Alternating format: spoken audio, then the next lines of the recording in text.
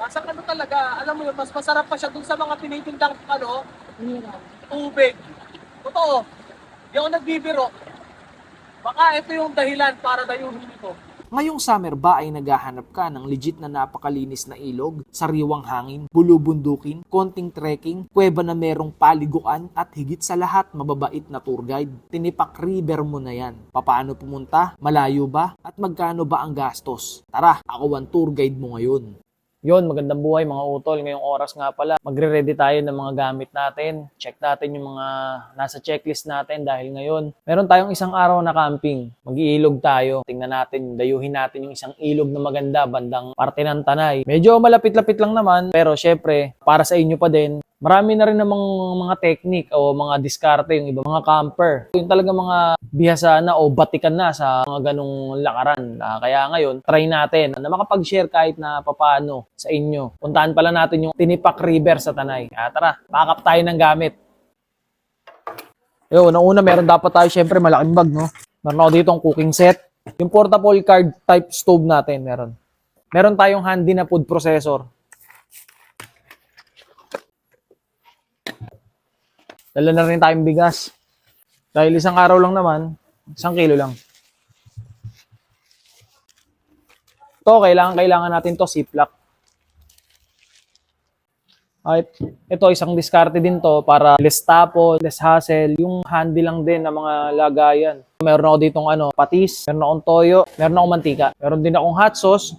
Kahit na budget friendly yung galawan natin doon, dadalhin ko na yung mga bagay na meron ako dito. Kaya kung ano yung meron kayo dyan na pwede nyo bitbitin na pampasarap at pampasaya sa pupuntahan nyo, bitbitin nyo na. Mang Tomas, spicy. Meron din akong kokwa kasi instead of coffee, kokwa yung dadalhin ko. Meron din akong special suka, salt, magic sarap, tsaka paminta. Maliliit lang yung lagayan niya.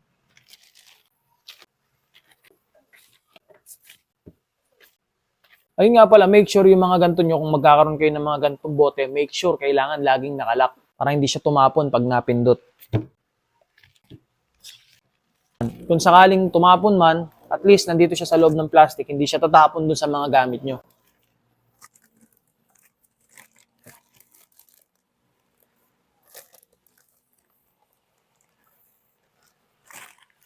Okay. Kung sakali meron kayo nito or aalis talaga kayo na nakaset na, dala kayong trash bag para sa mga kalat nyo. Kasi, syempre, nature yung pupuntahan natin. Kailangan, syempre, nature trip nga. Uso na rin yung salita ngayon na nature lover. Kailangan kung nature lover ka talaga, matututo ka o marunong kang maglinis ng mga pinuntahan mo or mag-ipon ng mga basura at tsaka mo ialis doon. Trash bag. So, sa mga pinaka-importante. Toothbrush at toothpaste. Kailangan yung mga ganito, yung pag-messy, kailangan lagi siya nakabalot ng plastic.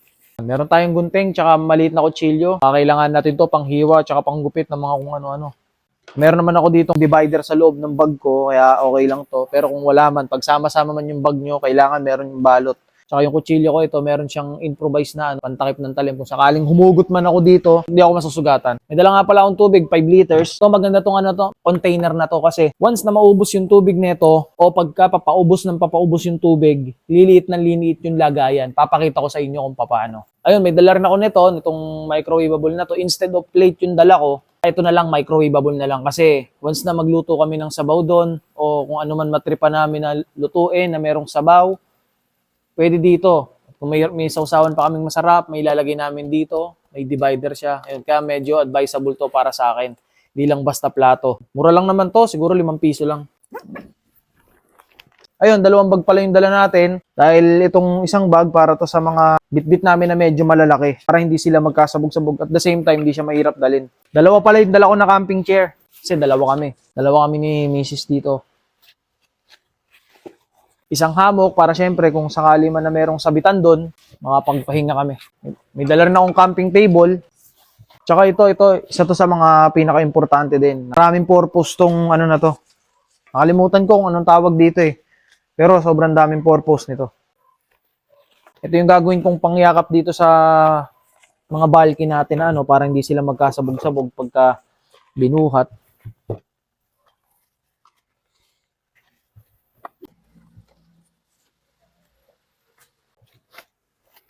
Sombrero, shades. Ayun, yung mga alam ko sa sarili ko na kailangan talaga namin is alam ko na naipasok ko na siya dito sa mga bag namin. Pero ito yung isa sa pinaka-importante na meron tayo kapag ka magka-camping tayo. Dapat meron tayong checklist. Basahin ko isa-isa dito. Meron na tayong suka pati sa Sinpaminta, Magic Rice, speaker. Speaker, okay, yung speaker. Yung speaker natin. Di ba? Siyempre, sino ba naman ayaw ng may magandang tanawin tapos meron kang kalmadong sounds, di ba? Lahat gusto yun. Kaya huwag natin kakalimutan yung speaker. Okay?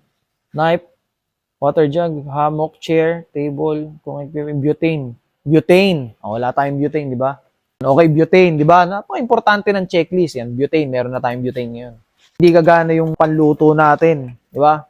Kung walang ganito. Food, mamaya, ayun. Food.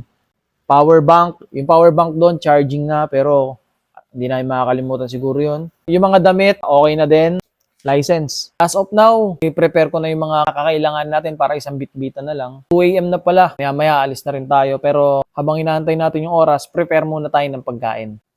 Adobo pala ang bibit-bitin natin na baon dahil ito din ang pinakamabisang dalhin sa mga lakaran. Napakatagal kasi nito masira kumpara sa ibang ulam dahil sa energy na dala ng suka. Mga utol, 5:34 na ng umaga. Paalis na kami. Set up lang kami dito. Atid muna namin yung bata sa mga kalaro niya. Nakapagpagas na din pala ako ng halagang 300 sa mga oras na ito. Malis na kami mga utol. Sa Binangonan kami manggagaling at madadaanan ang signboard na merong Cardona at Morong. Lumiko kami pakaliwa sa highway ng Binangonan, then next signboard ay Baras, Tanay, Laguna at Quezon. Rekta lang hanggang matanaw ang Welcome to Cardona, then left turn. Pagbaba mo dito ay makikita mo ang malawak na palayan ng Morong Rizal. Then diretso lang at makikita mo ang dalawang kalsada papunta sa Tanay. Sa kanan ay papunta sa bayan at pakaliwa naman ay papunta sa highway. At dito ang daan natin sa highway. At pag nakita mo ang Jollibee, kumaliwa ka agad. Ito ang lugar ng Sampaloc, Tanay, Rizal. Habang binabaybay namin ang Sampaloc, nakakita pala kami ng spot na goods. Kaya nag-stop over muna kami at tinimusan ang spicy adobo. Sa dulo nito ay merong intersection, dugtong sa kalsada ng Marilake at kakanan ka dito. Pero bago kami rumekta ay bumili muna kami ng makakain. Dorado pala ang nakita namin na nagkakahalaga ng 340 pesos. Lagpas 1 kilo at 150 naman sa mga rekado. At tumuloy na kami hanggang makita namin ang papasok na ito pakaliwa. Doon makikita mo ang signboard ng mga campsite at nandito ang Tinipak River. Sinalubong kami ng mga nagagandahan na bundok pero bandang dulo ay lubak na kalsada naman ang aming nadaanan hanggang makarating ng Barangay Daraitan. Dito ay may mga kubo na at pwede mo nang liguan ang tubig dahil maganda din. Pero kailangan natin tawirin ang tulay at magbayad ng 20 pesos para sa bridge fee. At pagpasok dito sa Daraitan, hahanapin dito ang barangay hall at doon maglalagin. 100 per head ang bayad. Dito na din magpapark dahil bawal din ang mga motor at 40 pesos naman ang bayad. At habang naglalakad kami ay parang gusto ko na bumalik dahil 500 pesos daw ang bayad sa tour guide. Ito pala ang mga rates nila. Post mo na lang banda dito para mabasa mo ng maayos. Namit na namin si Ate Gloria. Siya ang aming tour guide. May konting orientation at isa ito sa pinaka-importante dito. After 5 minutes orientation ay bumiyahe na kami dun. Tricycle naman ang sasakyan. 20 pesos ang per head ng fare dito. Meron pa kaming nadaanan na sementeryo kaya medyo nakakapanginig balahibo din. Sinalubong kami ng napakalinaw na tubig at mga rock formation pati na din ng sariwang hangin. Ito pa ang isang exciting dito na muntik nang magpabalik sa amin dahil merong mild trekking na 45 minutes to 1 hour. Wala kasi akong tulog dito pero sinugalan namin dahil nandito na kami. Ayun, ito pa lang tinigilan natin ngayon boundary dispute na to. Sa Quezon, General Nakar. Sa General Nakar tayo. Kaya ngayon yung dinaanan natin kanina may mga lugar doon. Park pa ng Tanay yun. Tama po, te. Bali ito, ayun, nagbayad tayo ng environmental fee dito sa papasok. Para naman to sa General Nakar. Sabi ni ate, meron daw ditong bukal na mahiwaga na pwede raw inumin. Na talagang pasado na daw sa water testing ng ano yun, te? Ng DOH yun. Ibig sabihin, pwede na siyang inumin. Titikman natin. Sabi ni ate kanina, lasang ano daw lasang beer. Automatic malamig daw. Ayun, expect na natin yung ilog dito is malamig. Adjective ba yun? Huwag ka na mag-ano, baka mabash ka pa. Hindi, ito meron akong trivia, knowledge na nalaman kay ate. Ang pupuntahan pala natin dito is yung tinipak na tubig. Ang tipak, yung bato. Bali parang tipak na bato. Tapos yung tubig dumaan doon. Yun yung batis ha. Dumaan doon yung tubig. Ngayon, ang tawag na sa kanya, tinipak. Gets nyo ba mga pre? Mga utol, gets nyo mga utol? Lamig eh. Malamig ang tubig eh. Malamig nga daw ang tubig eh. Oo nga no. So, saan banda pwedeng inumin natin?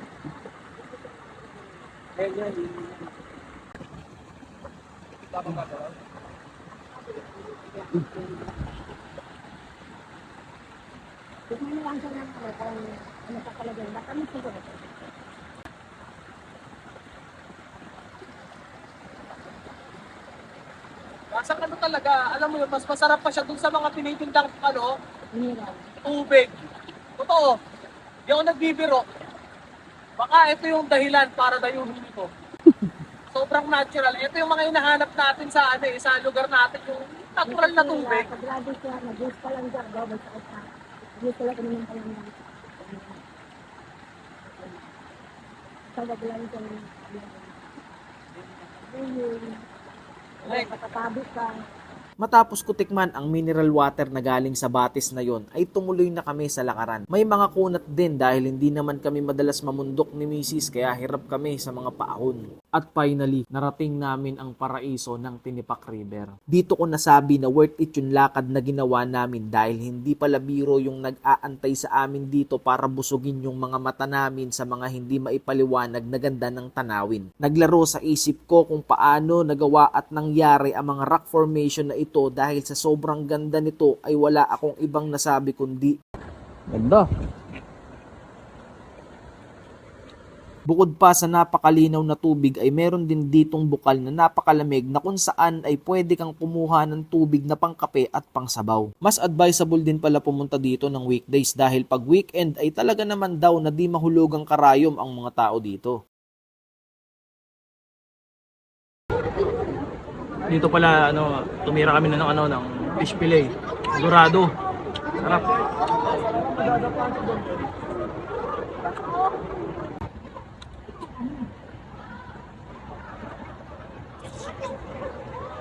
Nakapagsigang din pala ako dahil masyado palang marami para sa aming dalawa yung 1,5 kg dorado. Bali 3 pala kami dahil sinama na din namin si tour guide sa lunch namin.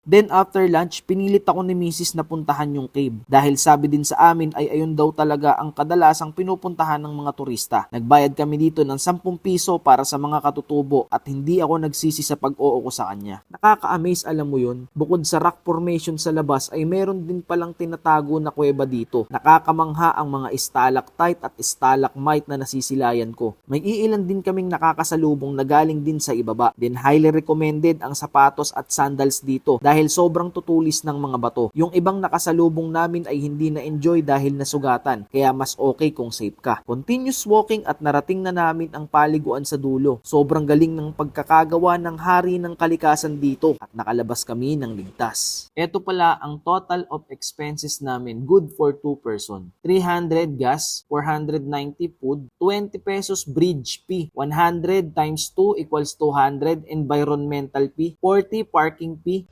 500 pesos tour guide, 20 times 2 equals 40, plus pabalik plus 40 ulit, 30 pesos boundary dispute fee, 10 pesos private bypass fee, 10 pesos cave fee.